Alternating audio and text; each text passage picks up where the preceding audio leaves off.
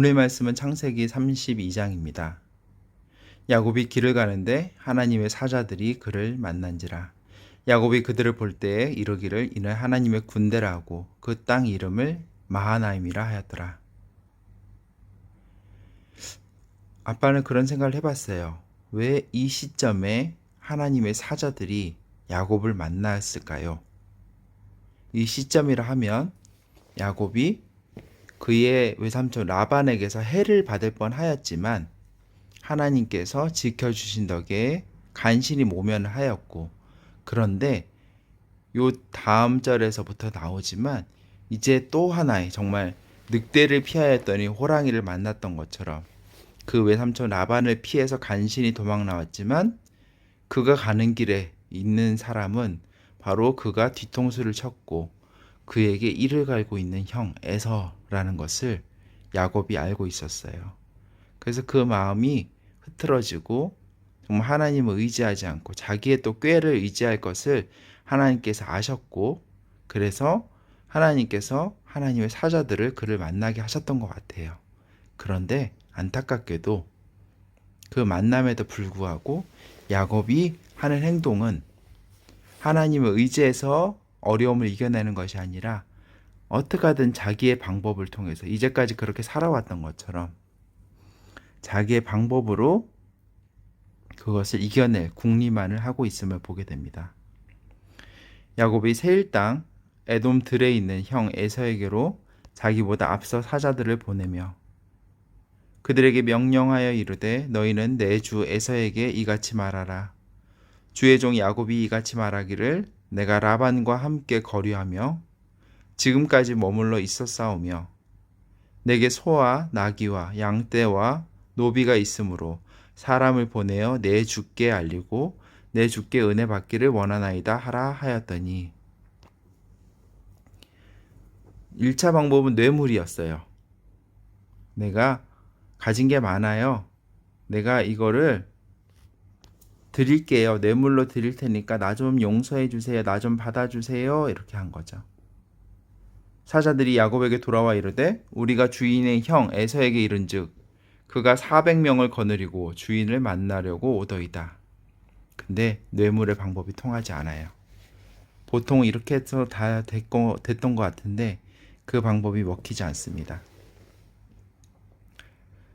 그래서 여기쯤이라도 하나님의 사자를 만났던 것, 그리고 베델에서 하나님께서 자신을 만나 주셨던 것을 기억하고 하나님을 의지했으면 좋겠지만 야곱은 계속 자신을 의지하는 것, 자신의 방법으로 이겨내려고 하는 것을 멈추지 않습니다. 야곱이 심히 두렵고 답답하여 자기와 함께한 동행자와 양과 소와 낙타를 두 떼로 나누고 이르되 에서가 와서 한 떼를 치면 남은 한 떼는 피하리라 하고 야곱이 또 이르되 내 조부 아브라함의 하나님 내 아버지 이삭의 하나님 여호와여 주께서 전에 내게 명하시기를 내 고향 내 족속에게로 돌아가라 내가 내게 은혜를 베풀리라 하셨나이다. 나는 주께서 주의 종에게 베푸신 모든 은총과 모든 진실하심을 조금도 감당할 수 없사오나 내가 내 지팡이만 가지고 이 요단을 건넜더니 지금은 두 때나 이루었나이다. 내가 주께 간구하오니 내 형의 손에서 에서의 손에서 나를 건져내시옵소서. 내가 그를 두려워함은 그가 와서 나와 내 처자들을 칠까 겁이 나기 때문이니이다. 주께서 말씀하시기를 내가 반드시 내게 은혜를 베풀어 내 씨로 바다에 셀 수 없는 모래와 같이 많게 하리라 하셨나이다. 야곱이 거기서 밤을 지내고 그 소유 중에서 형 에사를 위하여 예물을 택하니 이 고백만 보면 되게 믿음의 고백인 것 같죠. 하나님께서 자신에게 준 언약을 기억하고 그 언약을 이루어 주시기를 구하는 마치 그의 할아버지 아브라함의 고백과 같은 그런 모습을 고백을 하는 것처럼 보입니다. 그런데 이 고백을 하기 직전에 야곱이 한 행동은 뭐냐면 떼를 두 떼로 나눠요. 그래서 한 떼가 공격받으면 다른 떼로 도망가야지 이러고 있는 거죠. 그 방법이 틀렸다라는 것을 얘기하는 것이 아니라 지금의 야곱의 행동은 양다리를 걸치고 있는 거예요. 하나님의 방법도 구하면서 내 나름대로의 방법도 하는 거예요. 이거를 잘 분별했으면 좋겠어요. 이것이 자칫 잘못 오해를 하면 이런 거죠. 내가 아프면 하나님께 기도만 하고 병원도 안 가고 약도 안 먹고 하나님께서 초자연적으로 나를 낫게 해주실 거야만 구하는 게 믿음의 행동인 것처럼 받아들일 수도 있는데 그렇지 않아요. 그거는 되게 인간의 마음일 뿐이에요. 하나님께서 어떻게 이루실지는 모르는 거죠. 그런데 반대로 하나님께 전혀 구하지도 않으면서 마치 인간적인 방법만 추구하는 사람들도 있어요. 이것도 틀렸죠. 제일 좋은 것은 하나님께서 허락하신 방법들을 하나님께 기도하는 가운데 잘 실천하는 거죠. 근데 야곱은 그것과는 좀 다른 거예요. 하나님께서 나를 낫게 해주시기를, 이 약을 또는 이 치료를 통해서 나를 낫게 해주시기를 구하면서 그 나름대로의 방법들을 찾아가는 것이 아니라 야곱은 하나님께 구하기 전에 자신의 방법들을 먼저 해요. 뇌물을 주고 그것도 안 되니까 때를 두 때로 나눠서 어떻게 하든지 모면할 방법을 하면서 그 방법 중에 하나로 하나님께 기도를 하는 거예요. 마치 교회를 다니고 하나님을 믿는 사람이 하나님께도 기도하면서 점장이한테 가서 점도 보고 무당한테 찾아가기도 하는 것처럼 말이죠.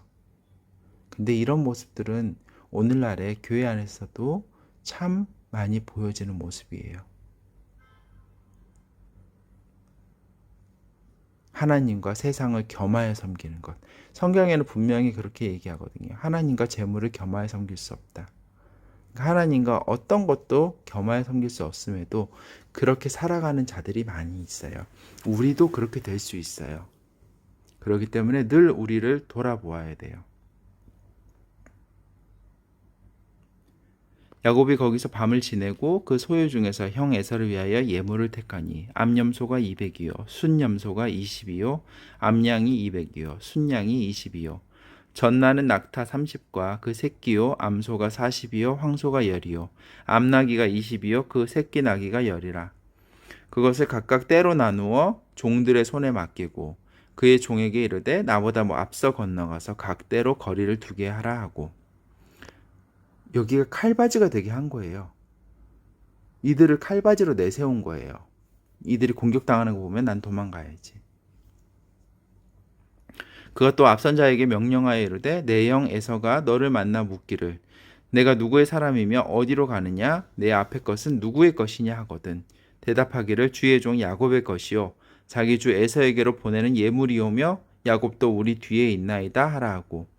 그 둘째와 셋째와 각 때를 따라 다한 자에게 명령하여 이르되 너희도 에서를 만나거든 곧 이같이 그에게 말하고 또 너희는 말하기를 주의 종 야곱이 우리 뒤에 있다 하라 하니 이는 야곱이 말하기를 내가 내 앞에 보내는 예물로 형의 감정을 푼 후에 대면하면 형이 혹시 나를 받아주리라 함이었더라.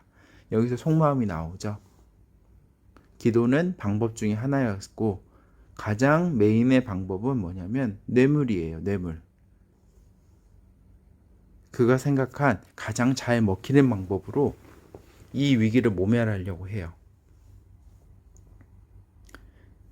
그 예물은 그의 앞서 보내고 그는 무리 가운데서 밤을 지내다가 밤에 일어나 두 아내와 두 여종과 11 아들을 인도하여 얍복 나루를 건널세.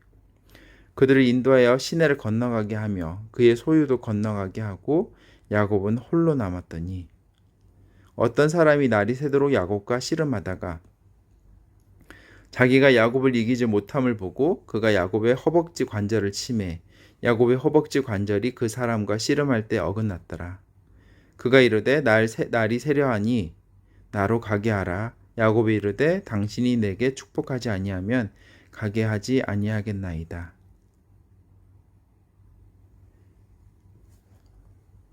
야곱은 자신이 할 수 있는 방법을 총동원해요. 방법 중에 하나로 하나님께 기도도 하고 뇌물도 쓰고 그 뇌물도 그냥 하나가 아니라 자기 때를 쪼개서 계속 앞서 보내는 거예요. 그래서 뇌물로 그의 형의 마음을 환심을 살려고. 그런데 혼자 남아요. 왜냐하면 이 방법으로도 안심이 안 되는 거를 본인이 제일 잘 알거든요. 그래서 야곱은 깊은 번뇌에 들었을 것 같아요. 그 마음은 불안함과 스트레스로 견딜 수 없었을 거예요. 왜냐하면 그 결과를 자신이 책임을 지려고 했기 때문이에요. 자신의 방법으로 자신이 그 결과를 책임지려고 했기 때문에 사람은 그 결과를 책임질 수 없는데 책임을 지려고 하다 보니까 그 마음이 너무나 힘들고 지치는 거죠. 불안해서 견딜 수가 없는 거죠. 그러던 가운데 어떤 사람이 와서 야곱과 씨름을 합니다. 그냥 와서 우리나라처럼 그런 씨름을 했다기보다는 실랑이가 벌어졌던 것 같아요. 왜냐하면 하나님께서는 야곱이 아브라함과 이삭과 야곱, 즉 이 세 명을 거론하면서 하나님께서 나중에 모세 시대에 나는 자신을 소개할 때 나는 아브라함의 하나님, 이삭의 하나님, 야곱의 하나님이라 소개를 하죠. 즉 뭐냐면 야곱이 이 구원의 역사 가운데 그 믿음의 조상의 역할을 하기 위해서 지금의 모습으로는 안 됐다는 거죠. 적당히 하나님께도 한 발을 걸치고 적당히 세상 가운데도 한 발을 걸치는 그런 모습으로는 안 된다라는 것을 하나님께서 야곱에게 알려주셨던 것 같아요. 그래서 야곱이 가장 크게 번뇌하고 불안해하며 스트레스 받는 그 밤에 찾아오셨죠. 그리고 오랜 씨름 끝에 야곱의 입술에서는 이런 고백이 나옵니다. 제발 나를 축복해 주세요. 축복하지 아니하면 가게 하지 아니하겠나이다는 것은 내 구원이 소망이 오직 당신께만 있습니다 라고 고백을 한 거죠. 이제는 적당하게 하나님께 기대고 적당하게 내 방법으로 하는 것이 아니라 야곱의 입에서 내 방법들은 다 글러먹었어요. 그걸로는 내 불안감이 해소가 되지 않아요. 그걸로는 내게 정말 다가올 이 끔찍한 미래가 해결이 되지가 않아요. 라고 고백하게 만드시고 그래서 야곱이 온전히 하나님을 의지하게 고백하게 하시고 믿게 하셨습니다. 그 사람이 이르되 그에게 이르되 내 이름이 무엇이냐 그가 이르되 야곱이니이다. 그런 고백이 있고 나서 하나님께서 야곱에게 새로운 이름을 주십니다. 아브라함이 그랬던 것처럼요. 그가 이르되 내 이름을 다시는 야곱이라 부를 것이 아니요 이스라엘이라 부를 것이니 이는 내가 하나님과 및 사람들과 겨루어 이겼음이니라. 야곱이 청하여 이르되 당신의 이름을 알려주소서. 그 사람이 이르되 어찌하여 내 이름을 묻느냐 하고 거기서 야곱에게 축복한지라. 그러므로 야곱이 그곳 이름을 브니엘이라 하였으니 그가 이르기를 내가 하나님과 대면하여 보았으나 내 생명이 보존되었다 함이더라. 야곱은 알고 있었어요. 그래서 그렇게 매달렸던 거예요. 내 구원의 소망이 오직 하나님께만 있다라는 것을 그제서야 이제 깨달은 거죠. 그가 브니엘을 지날 때 해가 돋았고 그의 허벅다리로 말미암아 절었더라.